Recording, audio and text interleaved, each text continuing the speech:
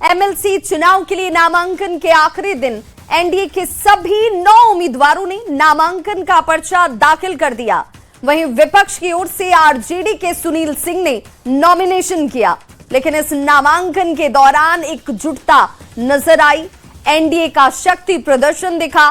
वहीं आरजेडी के उम्मीदवार पर उनके अपनों ने ही सवाल खड़े कर दिए।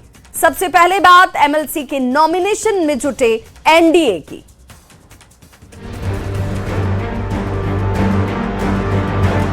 बिहार विधानसभा का मुख्य गेट पर खड़े होकर विक्ट्री साइन दिखाते एनडीए के नेता। तस्वीरें विधान परिषद चुनाव के लिए नॉमिनेशन के बाद की। पार्टी ने जो उसका विश्वास किया है, भरोसा किया है, उसके लिए धन्यवाद। एमएलसी चुनाव के लिए नामांकन के आखिरी दिन एनडीए के सभी 9 उम्मीदवारों ने नामांकन का पर्चा दाखिल कर मजबूत और एकजुट एनडीए का संदेश दिया। बीजेपी से भोजपुरी फिल्मों के पावर स्टार पवन सिंह, संजय मयूख, अनिल कुमार ठाकुर और शीला पंडित ने नामांकन किया, तो दूसरी तरफ जेडीयू से नीतीश कुमार के बेटे और बिहार के स्वास्थ्य मंत्री निशांत कुमार, भारती मेहता, शिवरानी देवी प्रजापति और ललन प्रसाद ने पर्चा दाखिल किया। जबकि चिराग पासवान की लोक जनशक्ति पार्टी रामविलास से अशरफ अंसारी ने नामांकन दाखिल किया। नॉमिनेशन के दौरान एनडीए के सभी दलों के दिग्गज नेताओं का महाजुटान रहा। सीएम सम्राट चौधरी, केंद्रीय खाद्य एवं प्रसंस्करण मंत्री चिराग पासवान, जेडीयू के राष्ट्रीय कार्यकारी अध्यक्ष संजय झा, केंद्रीय मंत्री ललन सिंह सहित कई नेता मौजूद रहे। इस बार भी ऐसा लगता है कि नामांकन के मुताबिक चुनाव निर्विरोध है। बिहार में 9 सीटों पर चुनाव और 1 सीट पर उपचुनाव हो रहा है। संख्या बल के हिसाब से उपचुनाव सहित सभी 9 सीटों पर एनडीए की जीत पहले से ही तय थी। विपक्ष की ओर से सिर्फ आरजेडी के सुनील सिंह ने ही नॉमिनेशन किया है। 10 सीटों के चुनाव में नामांकन प्रक्रिया समाप्त होने तक ठीक 10 लोगों ने ही नामांकन दाखिल किया। ऐसे में सभी नामांकन पत्रों की जांच और नाम वापसी की तारीख के बाद सभी 10 उम्मीदवारों का निर्विरोध चुना जाना तय है। फर्क बस इतना है कि नॉमिनेशन के दौरान एनडीए की एकजुटता दिखी, जबकि आरजेडी उम्मीदवार सुनील सिंह के नामांकन के बाद लालू प्रसाद की पार्टी और परिवार में नाराजगी और असंतोष दिखा। न्यूज 18 के लिए पटना से शैलेंद्र कुमार, अमित कुमार और विनीता मिश्रा के साथ ब्यूरो रिपोर्ट। तो एक तरफ विधान परिषद में नॉमिनेशन के दौरान एनडीए की एकजुटता नजर आई, तो दूसरी ओर महागठबंधन के उम्मीदवार के तौर पर आरजेडी के सुनील सिंह के नॉमिनेशन के बाद लालू परिवार की पार्टी और परिवार में विरोध और बगावत के सुर साफ सुनाई दिए।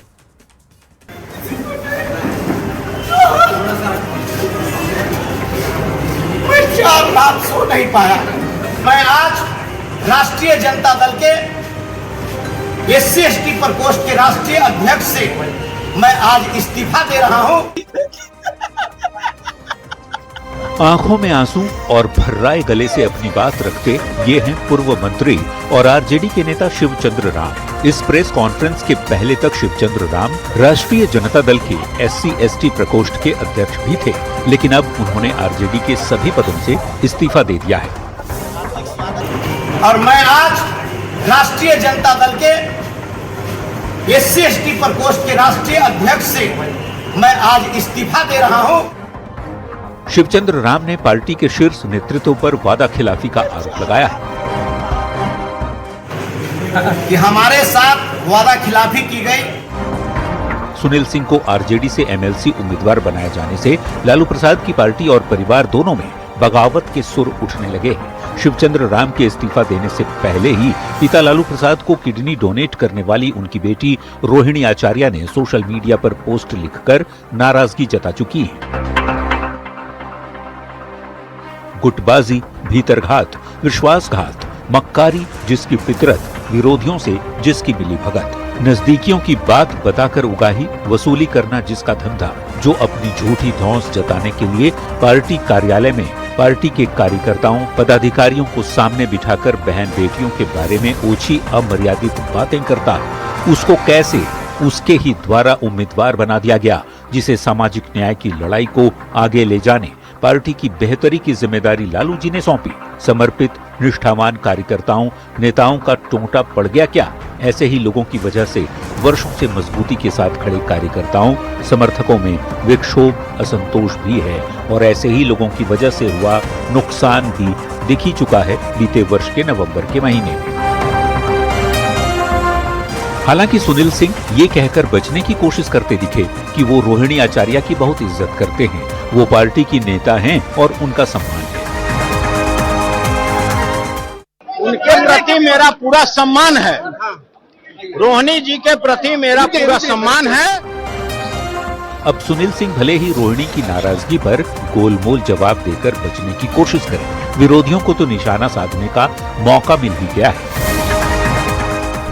इससे स्पष्ट है कि आरजेडी में समर्पित कार्यकर्ताओं की उपेक्षा हो रही है। अब भूलकर तेजस्वी यादव जी सामाजिक न्याय का धज्जिया उड़ाते हुए लुटेरा और जो पैसे के बल पे टिकट ले लिया। हालांकि कांग्रेस इसे आरजेडी का आंतरिक मामला बता रही है। और यादव जी के परिवार के आंतरिक मामलों से हमारा कोई लेना देना नहीं है। सवाल है कि सरकार को घेरने की तैयारी में जुटा आरजेडी खुद अपने घर की लड़ाई से कब तक जूझता रहेगा। न्यूज 18 के लिए पटना से रवि एस नारायण, अमित कुमार और धर्मेंद्र कुमार के साथ यह। तो एमएलसी चुनाव में नॉमिनेशन होने के बाद अब सवाल उठ रहा है कि उपेंद्र कुशवाहा के बेटे और मंत्री दीपक प्रकाश का क्या होगा, क्योंकि दीपक प्रकाश को एमएलसी चुनाव में उम्मीदवार बनाया नहीं गया। जब उपेंद्र कुशवाहा से पूछा गया कि उनके बेटे का क्या होगा, तो उपेंद्र कुशवाहा की नाराजगी, दर्द कैसे छलका, आप भी देखिए।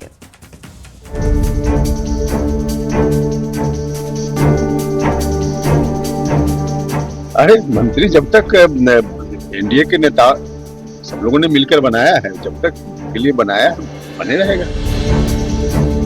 ये दर्द और नाराजगी है उपेंद्र कुशवाहा का अपने बेटे दीपक प्रकाश के लिए। सोमवार का दिन बिहार में एमएलसी चुनाव के लिए बड़ा था। एनडीए के सभी 9 प्रत्याशियों ने एमएलसी चुनाव के लिए नामांकन कर दिया। पवन सिंह से लेकर निशांत कुमार तक नॉमिनेशन दाखिल करते नजर आए, लेकिन एक चेहरा नजर नहीं आया, वो था मंत्री दीपक प्रकाश का। एमएलसी चुनाव के लिए उपेंद्र कुशवाहा के बेटे दीपक प्रकाश को उम्मीदवार नहीं बनाया गया। सियासी गलियारों में जो खबरें तैर रही हैं, उसके मुताबिक उपेंद्र कुशवाहा को बीजेपी की तरफ से कहा गया था कि दीपक प्रकाश को बीजेपी कोटे से एमएलसी के लिए भेजिए, लेकिन उपेंद्र कुशवाहा इसके लिए तैयार नहीं हुए। अब कहा जा रहा है कि दीपक का मंत्री पद भी खतरे में है। आखिर दीपक प्रकाश कब तक मंत्री पद पर बने रहेंगे? सुनिए इस पर उपेंद्र कुशवाहा ने क्या कुछ कहा। आप लोगों को भी एक सीट मिलने की वो तो ओवर हो गया ना, जो मिला, जिनको मिला सबको मेरी शुभकामनाएं। दूसरा विकल्प सामने आया क्या? कब तक मंत्री? अरे मंत्री जब तक एनडीए के नेता सब लोगों ने मिलकर बनाया है, जब तक के लिए बनाया बने रहेगा। हालांकि दीपक प्रकाश को एमएलसी का प्रत्याशी नहीं बनाने के बाद भी उपेंद्र कुशवाहा बार बार ये कह रहे हैं कि वो एनडीए में थे और एनडीए में ही रहेंगे, लेकिन उनका दर्द बार बार छलक ही आता है। रविवार को आरएलएम के राष्ट्रीय अधिवेशन में कुशवाहा ने कह दिया कि राष्ट्रीय लोक मोर्चा का अस्तित्व एक पद से समाप्त नहीं होगा। तो सोमवार को भी जब कुशवाहा से एक एमएलसी सीट देने के वादे पर जब सवाल किया गया, तो उन्होंने कहा, ये सवाल आप उन्हीं से पूछिएगा। राष्ट्रीय लोक मोर्चा का अस्तित्व किसी एक पद को लेकर समाप्त हो जाए, दुनिया की कोई ताकत यह काम नहीं करती। एक एमएलसी सीट दी जाएगी, लेकिन इस समय दिया नहीं गया। अरे तो ये सवाल तो आप पूछिएगा उनसे ना, जिन्होंने चिट्ठी जारी की। सर क्या आप लोग कोई नाराज हैं? नहीं, इसमें नाराजगी का कोई सवाल नहीं मिली। अरे भैया नाराजगी का क्या सवाल है? कोई बातचीत हुई सर? बातचीत तो हमेशा होते रहती है। बिहार विधान परिषद के चुनाव में दीपक प्रकाश का पत्ता कट गया है। अब उनके मंत्री पद पर भी खतरा मंडरा रहा है। कुशवाहा ये कह रहे हैं कि उन्हें कोई नाराजगी नहीं है, वो एनडीए के साथ थे और रहेंगे। लेकिन बड़ा सवाल ये है कि उपेंद्र कुशवाहा के बेटे मंत्री दीपक प्रकाश का आखिर क्या होगा। न्यूज 18 के लिए पटना से संवाददाता शैलेंद्र कुमार के साथ धर्मेंद्र कुमार की रिपोर्ट। सोशल मीडिया में चर्चित कोचिंग संचालक खान सर यानी कि फैजल खान की अग्रिम जमानत याचिका पर सस्पेंस गहरा गया है। जी हां, अदालत में क्या हुआ, खान सर के बॉडीगार्ड को लेकर कोर्ट ने क्या सख्त रुख अपनाया और ज्ञान बिंदु के निदेशक रोशन आनंद के मामले में क्या है अपडेट, देखिए इस रिपोर्ट के जरिए।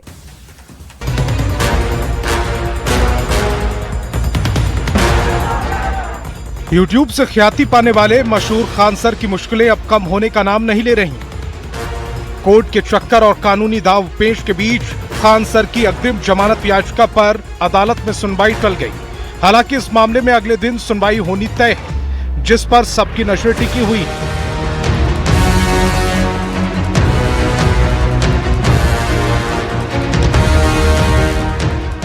लेकिन इस बीच कोर्ट ने एक ऐसा संदेश दिया जिसने खान सर की टेंशन को थोड़ा और बढ़ा दिया। दरअसल अदालत ने इस मामले की गंभीरता को देखते हुए खान सर के दोनों बॉडीगार्ड्स का आपराधिक इतिहास मांगा है। पुलिस प्रशासन से कहा गया है कि वो दोनों सुरक्षा कर्मियों के बैकग्राउंड की पूरी रिपोर्ट कोर्ट के सामने पेश करें।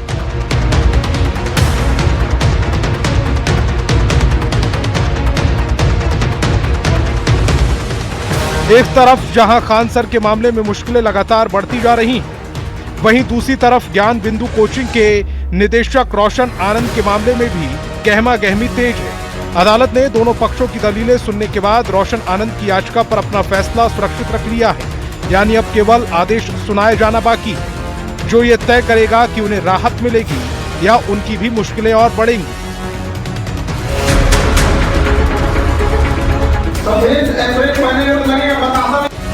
कोचिंग जगत के इन दोनों बड़े नामों पर कानूनी शिकंजा कसने के बाद छात्रों और शिक्षा जगत में सुगबुगाहट तेज है।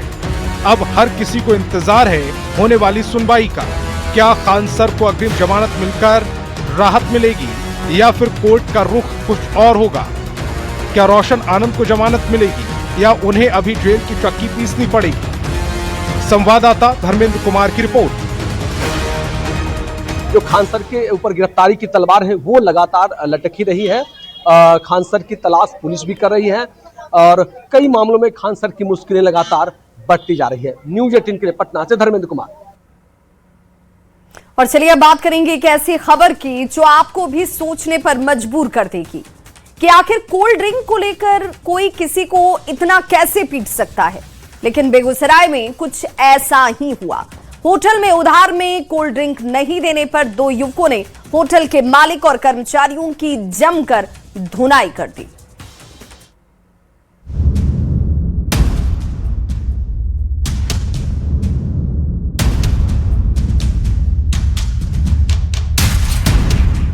एक कोल्ड ड्रिंक के लिए इतना कोहराम मच सकता है? क्या इतनी भी मारपीट हो सकती है भला? लेकिन यही हमारे समाज की सच्चाई है। बेगूसराय का ये वीडियो आपको भी हैरान कर देगा। उधार में कोल्ड ड्रिंक नहीं देने पर दबंगों ने होटल में घुसकर मालिक और कर्मचारियों की बेरहमी से पिटाई कर दी। इस पूरी वारदात का सीसीटीवी वीडियो सामने आ गया है। आरोपी खुलेआम होटल मालिक और कर्मचारियों को पीट रहे हैं। होटल मालिक के अनुसार कोल्ड ड्रिंक के पैसे को लेकर विवाद हुआ, जिसके बाद आरोपी होटल में घुस गए और हमला करना शुरू कर दिया। घटना में होटल मालिक समेत 3 लोग जख्मी हो गए। अब पुलिस फुटेज के आधार पर आरोपियों की पहचान कर कार्रवाई में जुटी है। ₹75 भाई नहीं होगा हमसे, हम नहीं दे पाएंगे। वो बोला कि नहीं ₹75 में देना होगा, बगल में दे रहा, तुम काहे नहीं देगा? हम बोले भाई हम नहीं देंगे।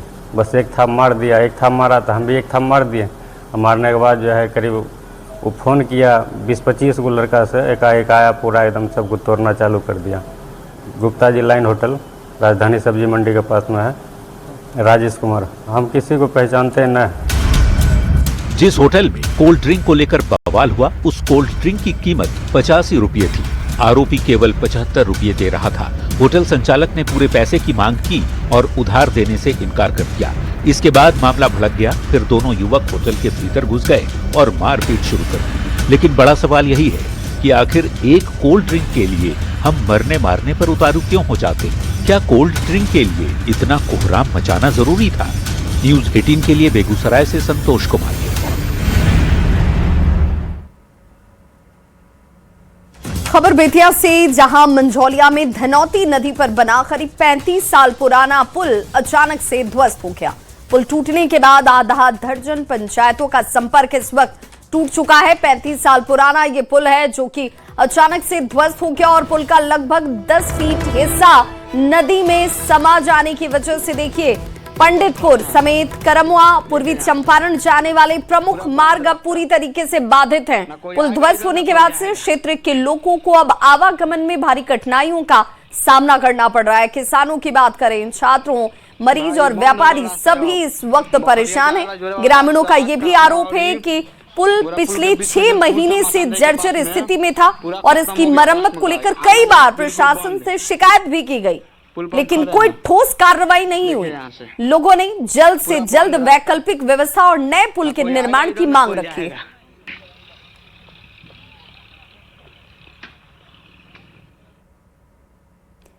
और गयाजी से इस वक्त बड़ी खबर आ रही है। सड़क के किनारे खड़ी ट्रक में अचानक से, जो ट्रक सड़क के किनारे खड़ा था उसमें अचानक से आग लग गई है। बताया जा रहा है कि ट्रेलर भी इसकी चपेट में आ गया। सड़क के किनारे ये दोनों वाहन जो हैं वो लगाए गए थे खड़े हालत में, और ये ट्रक देखिए यहाँ पर सड़क के किनारे आपको खड़ा नजर आ रहा होगा और अचानक से इसमें आग उठने लग जाती है। और दोनों गाड़ी होटल में खाना खाने के लिए चालक यहाँ लगाकर चले गए थे और इसी दौरान ट्रक से धुआं निकलता देखा गया। आग की लपटों ने ट्रेलर को भी अपनी चपेट में ले लिया। धू-धू कर ये दोनों वाहन देखिए यहां जल उठे। तो तस्वीरें इस वक्त आपके टीवी स्क्रीन पर, जहां पर हालांकि ये आग कैसे लगी ये अभी साफ नहीं हो पाया, लेकिन आग में की वजह से ये दोनों गाड़ियां जो हैं वो पूरी तरीके से जल गई। एक पल की लापरवाही, एक तीखा मोड़ और हंसते खेलते 4 परिवारों की खुशियां पल भर में मातम में बदल गईं। पटना के बिहटा से अरवल जा रहे दोस्तों के साथ एक ऐसा भयानक हादसा हुआ जिसने सुनने और देखने वालों का कलेजा कपा दिया। ये रस्सी के सहारे से लोगों को निकालने की तस्वीर कहीं और की नहीं बल्कि अरवल के डीएसपी आवास के पास की है, जहां एक एसयूवी कार तीखे मोड़ की वजह से सोन नहर में जा समाई।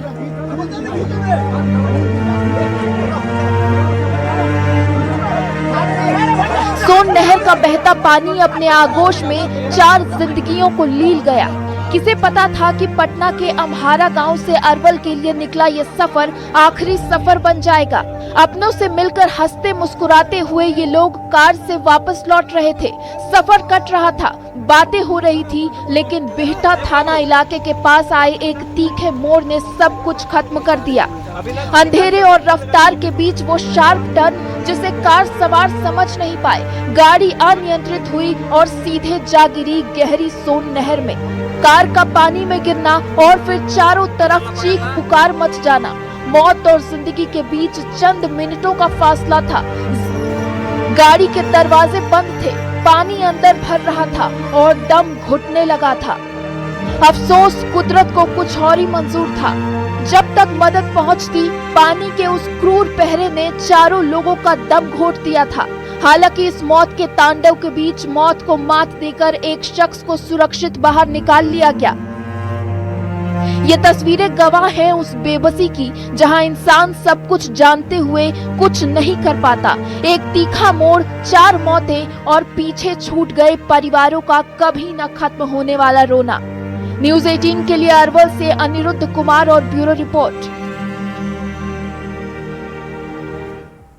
मोतिहारी के कल्याणपुर थाना क्षेत्र में पकड़ी दीक्षित गांव में जमीन के विवाद को लेकर 2 पक्षों के बीच जमकर हिंसक झड़प हो गई और इस घटना में एक महिला समेत 3 लोग गंभीर रूप से घायल हो गए हैं। सभी घायलों का इलाज पहले सदर अस्पताल में किया गया और फिर बेहतर इलाज के लिए इन सभी को रेफर कर दिया गया।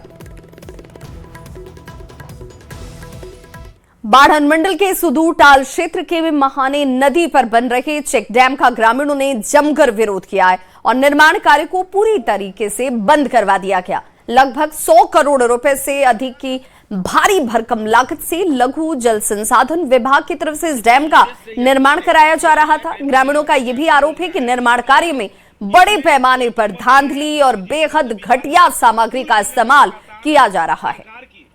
मटेरियल अगर इस तरह का गिरता है हम तुरंत हटवाते हैं, उसमें हम लोग को वो नहीं करते, कहीं कोताही नहीं करते हम लोग। सर 2 दिन पहले हम लोग आए थे, लेकिन जब तक देखिए नहीं तो 2 दिन पहले है तो हम लोग को और भी तो काम लगा हुआ है, एक जगह तो हमारा है। हाँ चला उपयोग किया जा रहा है। नहीं घटिया सामग्री का जब भी यूज अगर इस तरह का बात हुआ है तो हम लोग तुरंत एक्शन लिए उस पर। काम करवाते हैं, जबरदस्ती काम करते हैं। यहाँ जो काम करवाने वाला है जबरदस्ती कराते हैं। विधायक जी के आदमी से शिकायत किया गया है, तो कहे कि बढ़िया ढंग से आप काम करवाइए, यदि नहीं करता है तो मतलब उसको रोक लगा दीजिए। तो हम लोग रोक लगाए। यहाँ ईटा कच्चा बालू भी वही लग रहा है, सब मटेरियल दीवार रहे हुए का नहीं, कारण गिर जाएगा तो मेरा गांव भी आधा जो रास्ता है ये पूरे खत्म हो जाएगा। जब दीवारें नहीं रहेगा तो गिर जाएगा। तो यहाँ के इंजीनियर को आप लोग नहीं बोले? इंजीनियर के बोल के थक गए हैं। क्या बोल रहा है? उसका जो ठेकेदार का आदमी है ये बोलेगा ठीक है सामने में करवा दिया, ऐसे नहीं ऐसे करो, ये चल जाएगा, फिर वैसा ही काम करता है। ठेकेदार के आदमी कहता है रात में इसको काम करो, ये ईटा के रात में काम होता है। हाँ रात में भी होता है। आरा शहर में सड़क निर्माण से लोगों को अब चलना मुश्किल हो गया है। सड़क निर्माण को लेकर आधा अधूरा निर्माण करके ये लोग यहां से इसे छोड़कर आगे बढ़ जाते हैं। पानी का छिड़काव नहीं होने की वजह से लोगों का यहां पर अब चलना भी दूभर हो गया है। तस्वीरें आपके सामने हैं, जहां पर देखिए किस तरीके से सड़क पर धूल आपको हर तरफ नजर आ जाएगी। लोग उसी में चलने के लिए विवश हैं। ये स्थिति पिछले 1 महीने से ऐसी ही बनी हुई है। शहर की मुख्य सड़क को निर्माण के नाम पर गड्ढे खोदकर जानलेवा बना दिया गया।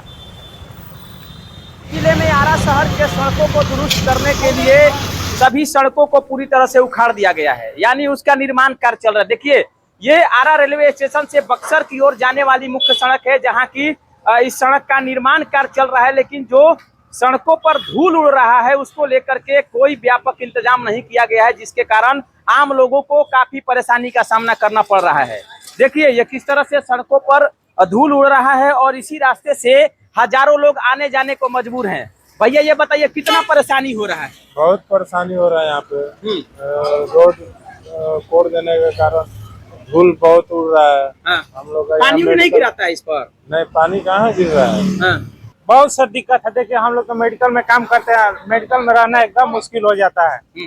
लगता है जब नहाकर हम निकले घर से तो फिर लेट गए एकदम, मतलब ऐसा का है, मेरे पानी उन्हीं नहीं छिड़काव होता है? पानी सर नहीं छिड़काव होता है, बारिश का पानी पड़ता है तो छिड़क जाता है। बहुत उड़ता है यहाँ पर, पानी उन्हीं का छिड़काव नहीं होता है।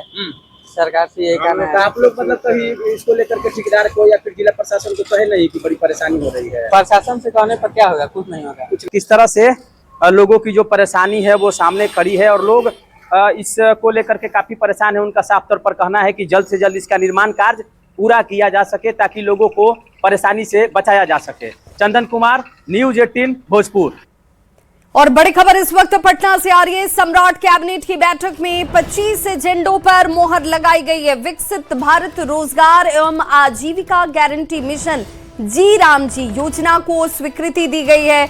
1 जुलाई 2026 से बिहार में ये योजना लागू हो जाएगी। 15 साल से पुरानी सरकारी गाड़ियों को स्क्रैपिंग करने पर मोटर क्रय में छूट या कोई लाभ नहीं मिलने वाला है। गैर सरकारी वाहनों के स्क्रैप किए जाने पर नए वाहनों की खरीद पर आपको छूट जरूर मिलेगी, जो पहले से जारी है। गोपालगंज चीनी मिल को चालू करने को लेकर किसानों के बकाया 42 करोड़ 99 लाख भुगतान करने का फैसला भी इस कैबिनेट की बैठक में लिया गया। बाढ़ प्रबंधन के लिए करोड़ों की राशि को मंजूरी दी गई। और संवाददाता शैलेंद्र हमारे साथ इस वक्त बड़ी खबर के साथ जुड़ चुके हैं। शैलेंद्र, एक बहुप्रतीक्षित कह लीजिए जिसमें गोपालगंज शुगर मिल भी है और उसके साथ ही साथ बड़े फैसले इस कैबिनेट की बैठक में आए। हाँ बिल्कुल, देखिए बिहार कैबिनेट की बैठक में कई बड़े निर्णय लिए गए हैं और खास करके यदि हम बात करें आज के निर्णयों की तो सबसे पहले पहला जो सामाजिक सुरक्षा पेंशन योजना है, जो पिछले जो अलग अलग 6 सामाजिक सुरक्षा पेंशन दी जाती है उसके लिए 3,662 करोड़ रुपए निर्गत किए गए। साथ ही जो एक बड़ा निर्णय है कि जो जमीन मापी बिहार में जो होता था, जमीन मापी शुल्क में भी बढ़ोतरी कर दी गई है। पंचायती क्षेत्र में, ग्रामीण क्षेत्र में और शहरी क्षेत्र में अलग अलग जो शुल्क है ये इसमें तय किए गए हैं। उसके अलावा गोपालगंज चीनी मिल को चालू करने और जो बकाया किसानों की राशि है उसके भुगतान के लिए 42 करोड़ 99 लाख रुपए दिए गए हैं। साथ ही साथ एक बड़ा मामला है कि बिहार में निवेशकों को बड़ी राहत के लिए SIPV सचिवालय एक एकल नोडल एजेंसी बनाया गया है, जहां से जो निवेशक है वो उनको इसका कहीं न कहीं बड़ा लाभ। शैलेंद्र, बाढ़ प्रबंधन को लेकर एक बड़ी राशि की बात कही जा रही है, जो स्वीकृति मिली है, उसे लेकर क्या खबर है? देखिए, बाढ़ प्रबंधन की बात करें तो बाढ़ प्रबंधन के अलग अलग क्षेत्रों के लिए तकरीबन 1000 करोड़ से भी अधिक राशि जो है वो सरकार ने निर्गत की है। एक योजना में करीब 800 करोड़ राशि निर्गत की गई है, दूसरी योजना में लगभग 250 करोड़ रुपए राशि निर्गत की गई है। तो कुल मिलाकर के जो चूंकि बाढ़ प्रभावित जो बिहार के इलाके हैं उन इलाकों के लिए सरकार ने एक बड़ा यह निर्णय लिया है, क्योंकि बाढ़ राहत का काम भी सरकार के द्वारा किया जाना है और कई जिले जो हैं वो बाढ़ प्रभावित जिले होते हैं। तो ऐसे परिस्थिति में सरकार ने इसके लिए बाढ़ पूर्व जो तैयारियां होती हैं उस तैयारियां भी की थी और उसके बाद अब सरकार ने इसके लिए जो प्रबंधन के लिए जो राशि है वो अलग अलग जो राशि है वो यहाँ पर निर्गत कर दी। बहुत बहुत शुक्रिया शैलेंद्र इस तमाम जानकारी के लिए। और बड़ी खबर मधुबनी से, जहां खजौली थाना क्षेत्र के ठाहर गांव में श्रम संसाधन मंत्री अरुण शंकर प्रसाद के काफिले पर पथराव के मामले में बड़ी कार्रवाई की गई है। रविवार को मंत्री के काफिले पर हमला किया गया था, जिसमें मंत्री बाल बचे थे। दरअसल मंत्री एक सड़क दुर्घटना में मृत व्यक्ति के परिजनों से मिलने पहुंचे थे और तभी कुछ असामाजिक तत्वों ने माहौल को उग्र कर दिया और उनके वाहन पर पत्थरबाजी की गई। इस मामले में पुलिस ने 17 नामजद आरोपियों में से मुख्य आरोपी सुनील कुमार सिंह समेत 3 महिला और 4 पुरुष यानी कुल 7 आरोपियों को गिरफ्तार किया है। घटना को गंभीरता से लेते हुए मधुबनी के पुलिस अधीक्षक ने खजौली थाना प्रभारी को तत्काल प्रभाव से निलंबित कर दिया। वहीं ड्यूटी में लापरवाही बरतने पर चौकीदार को भी निलंबित किया गया। रात भर हम लोग ने ठार गांव में छापेमारी की, जिसमें कि जो मुख्य अभियुक्त था, जो साजिशकर्ता भी था और जिसने महिलाओं को उकसाने में भी रोल प्ले किया था, इसका नाम है सुनील कुमार सिंह। यह ठार गांव का ही रहने वाला है। इसकी गिरफ्तारी सबसे पहले पुलिस ने की और इसकी गिरफ्तारी टाउन थाना क्षेत्र से हुई। ये भागने की फिराक में था। इसकी गिरफ्तारी के बाद और इसकी निशानदेही के बाद पुलिस ने करीब 6 और लोगों को गिरफ्तार किया है, जिसमें से 3 महिलाएं हैं, वीणा देवी, शीतला देवी और रंजू देवी। ये तीनों ही उसी गांव की रहने वाली है। और 3 पुरुष की गिरफ्तारी हुई है, बद्री मंडल, विवेक कुमार यादव और राजदेव यादव। और बड़ी खबर इस वक्त दिल्ली से, जहां साहिबगंज से बीजेपी विधायक राजू कुमार सिंह की सजा पर बहस हुई और राउज एवेन्यू कोर्ट ने 9 जून को अब एक बार फिर से बहस होती हुई नजर आएगी। पिछली सुनवाई में कोर्ट ने गैर इरादतन हत्या और आर्म्स एक्ट के तहत दोषी करार दिया था। अगर 2 साल से ज्यादा की सजा हुई तो सदस्यता भी इनकी जा सकती है। कोर्ट ने उनकी पत्नी रेणु सिंह, राणा राजेश सिंह और रामेंद्र सिंह को सभी आरोपों से फिलहाल बरी कर दिया है। पूरा मामला 31 दिसंबर 2018 को आयोजित एक पार्टी का है। फायरिंग में डॉक्टर अर्चना गुप्ता की मौत हो गई थी।